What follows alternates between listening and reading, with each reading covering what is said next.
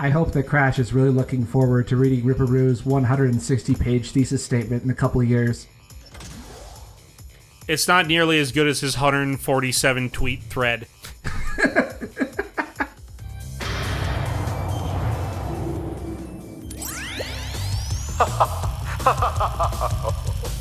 I see that Ripperoo failed to prove much of a challenge yet again. But back to business. There are crystals to be gathered, 20 to be exact. The planets will align shortly, all 13 of them, and this will create a power great enough to rip the Earth apart.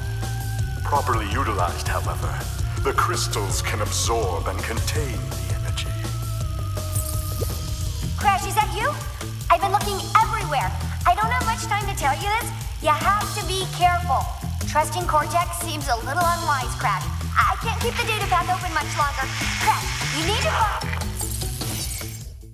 What? Coco, you're right behind me! You could have just talked to me, you know. So, much like the first game, after a couple levels, you can pick Coco up, and you can switch to her at any time. Okay. Very cool. Yeah, you can actually physically switch to her in the hub world, which is very nice. Anyway, let's go to Air Crash. It's another one of those surf rock levels. Aha! That's a very tricky jump for newcomers, at least. They seem to like that gimmick of putting enemies exactly where you need to jump, so you need to spin as well. So there's no timer for this. But that configuration of boxes looks pretty suspicious to me. Let's jump on them. And there's a secret path there. Oh. That one I think is at least decently telegraphed. Anyway, welcome to the 6th warp room.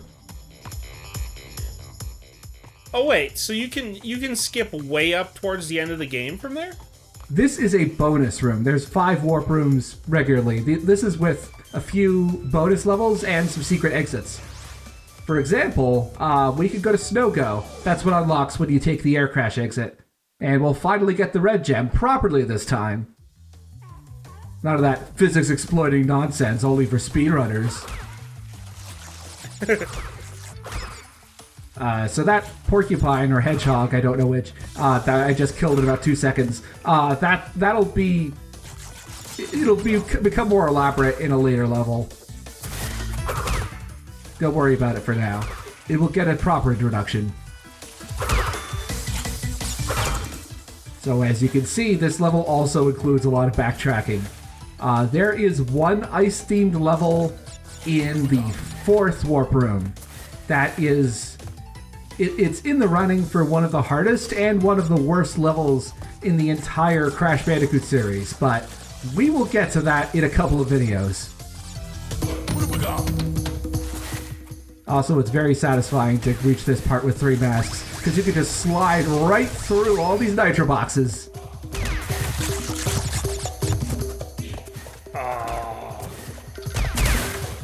It's a very beautifully done side-scrolling section. Yeah, it's also quite difficult. I'm making it look a little easier than it is. Anyway, we got the red gem, and you just have to finish the rest of the level as normal. We don't need to see that. We've already been through here.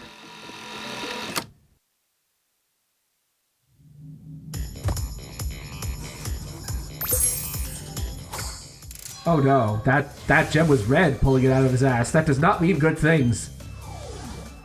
No, call your doctor, Crash. So this is Snow Biz. Yeah, it's another one of the snow levels. You also notice that the entrances and exits to the levels are themed after whichever warp room they're in. So since we're in the ice warp room, even if it's in a really hot area, the entrances and exits will be freezing cold. It's a nice touch.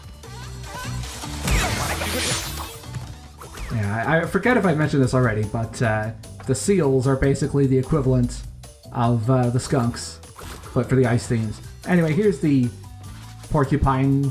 Yeah, I think it's a porcupine. Basically runs around while its quills are out, it is invincible.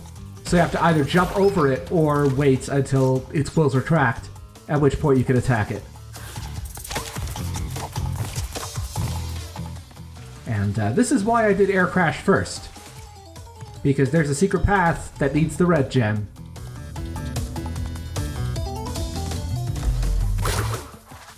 Great level design so far, actually. Yeah, this is... this area, you definitely need the red gem to access it. I don't think that even in the original, there was a way to get here without it.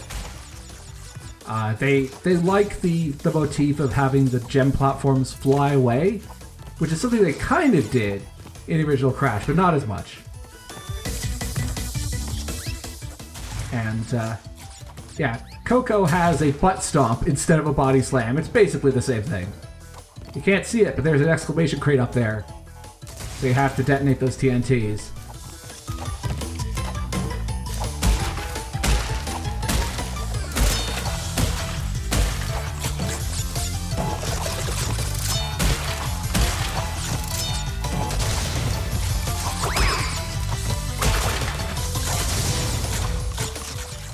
I also appreciate how this level takes advantage of the 3D space a lot more than other 2D sections do. Yeah, I have to assume the level design is... she crawls, too. Yeah, she crawls on her hands and knees, and keeping her laptop close, you know? Keeping the things that are nearest and dearest to you, and protecting them.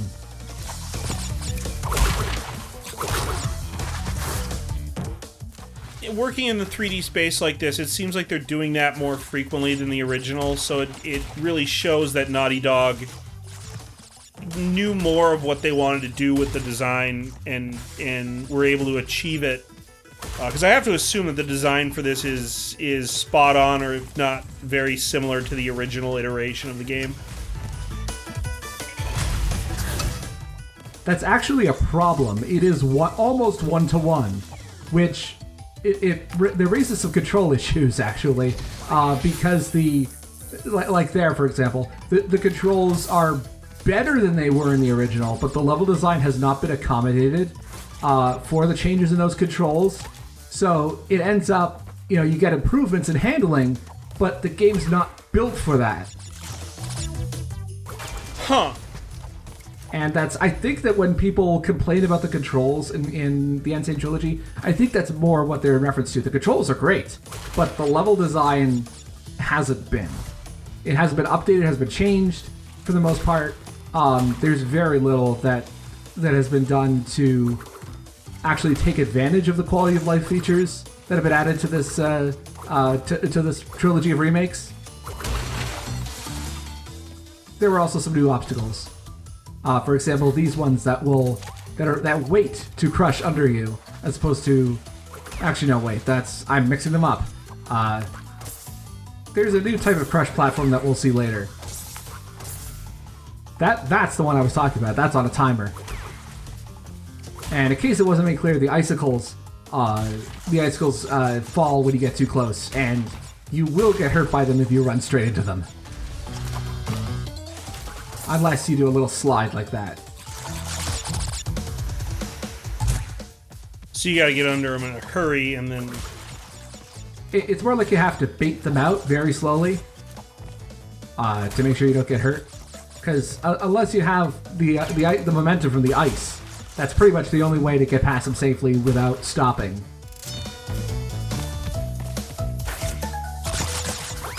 And this is a part that really tripped me up as a kid. You basically have to wait until you come to a complete stop, and then wait an extra second or two. Because unless you have an Aku Aku Mask there, you will get blown up by the TNT.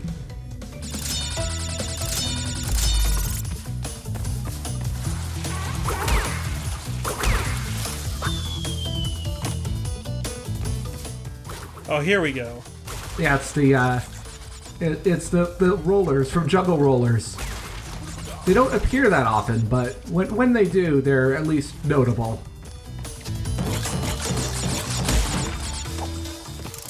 And of course, it's a nice physics level. Yeah, of course. And as if that wasn't enough, you now have ice physics and a roller to deal with. You know, maybe it's because I'm so familiar with these games, but I forget just how cruel they could be at times. Also, I really like Coco's skating animation. Not skiing, skating animation. It's a nice touch. Now, if only she could learn to ski as well.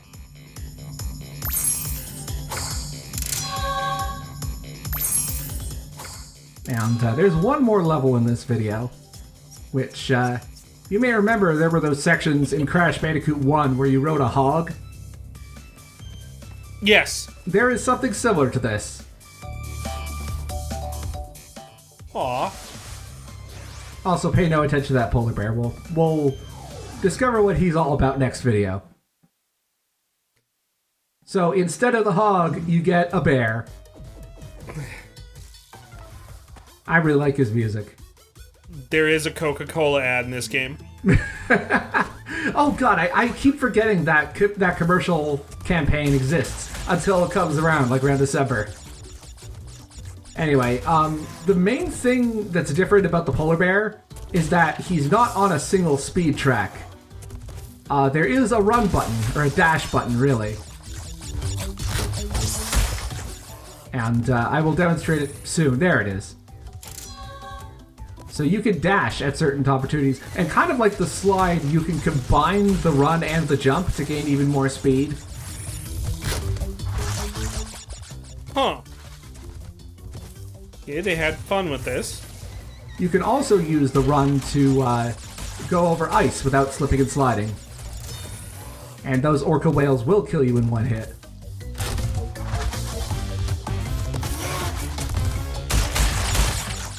Again, I'm making this look easier than it is because I've probably played this level hundreds of times, albeit in the original. Does anyone in the thread want to take bets on how many lives Tem finishes this game with? I don't actually know myself because I haven't finished recording. So place your bets now!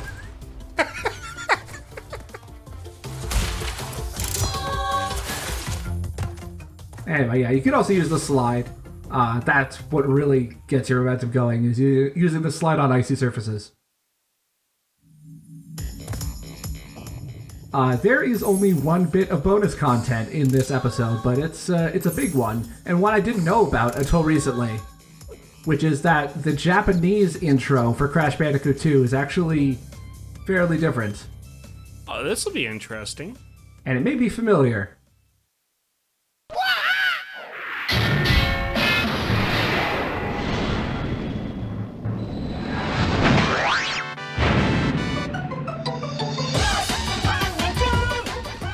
Oh my god.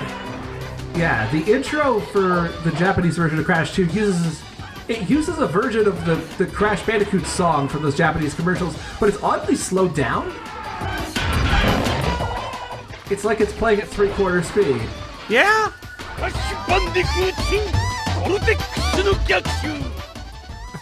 And then it just switches to a MIDI version.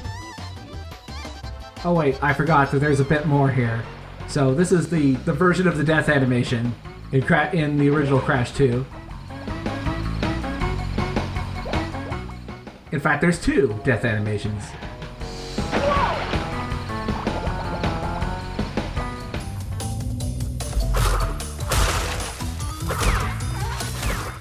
I don't remember what I was going to show off here. Oh, yes, the death animation for crushing. This is the Japanese version of Crash Bandicoot 2. And you'll notice they changed the animation slightly. That was actually censorship on the part of Sony Computer Entertainment Japan. Because at around that time, I can't remember his name, but there was a serial killer who was known for leaving the hands and arms of his victims at the crime scene and nothing else.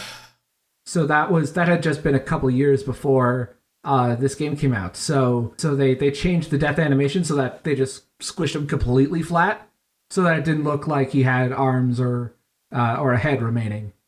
Okay, Japan. It's also the same reason why Crash actually has 5 fingers on his hands instead of 4, because the whole 4 is death superstition in Japanese Buddhism. That's pretty standard though. Interesting. I mean, I bet you we find more weird differences if we go looking for them. There's only one that I could think of that I'll bring up later. But yeah, anyway, on this very cheerful and fun episode, we're ending with serial killers. I hope you enjoyed this journey of mood whiplash. I have to go check my neck. We'll see you in the next one.